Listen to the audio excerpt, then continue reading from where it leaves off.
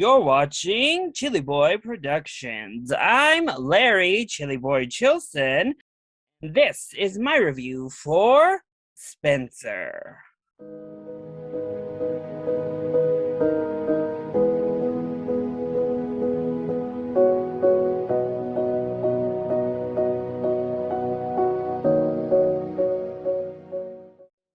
As part of my coverage for the 2021 Denver Film Festival, I will be reviewing several films from throughout the festival. So once again, thank you so much to Denver Film for giving me access and allowing me to once again cover this year's festival.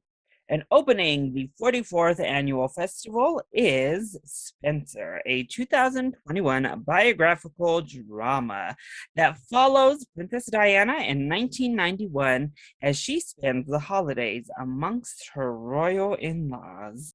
Now, much like everyone else in the film community, I have been looking forward to Spencer. The trailer looked amazing. Even just the still shots were stunning.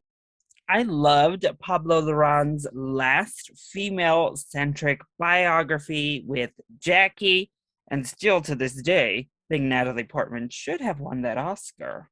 So as soon as I heard that we were opening the Denver Film Festival with Spencer, I jumped at the chance to attend our opening night presentation. And what a fabulous film. So let's go ahead and talk about the positives first.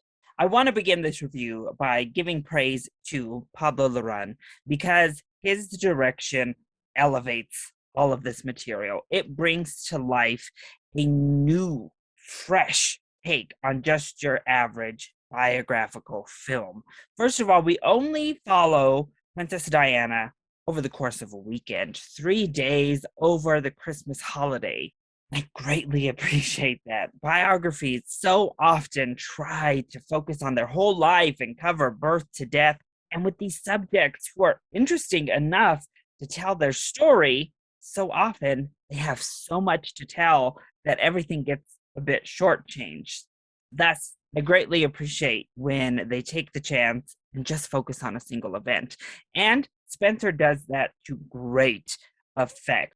Larraín is able to create a very specific atmosphere, tone, and look to this film that creates this foreboding, almost horror, as we follow Princess Diana in this palace. And what he does so well through the direction is really put you into Diana's mindset.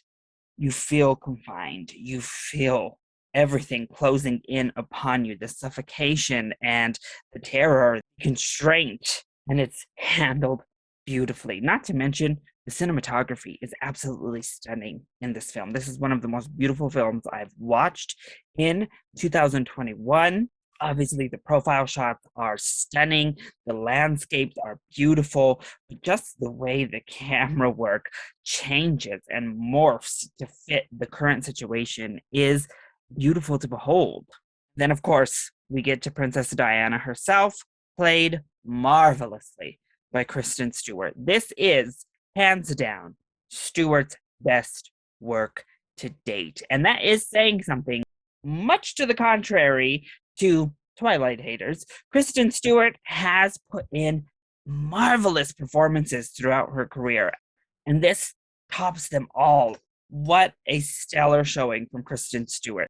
Not only does she really capture the essence of Princess Diana, she is able to evoke so much through this beautiful performance. It really is stellar work, and yeah, believe the hype.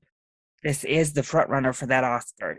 She is that good. But really, all of our cast is fantastic. They all play into this role and again help to create this world and this tone needed.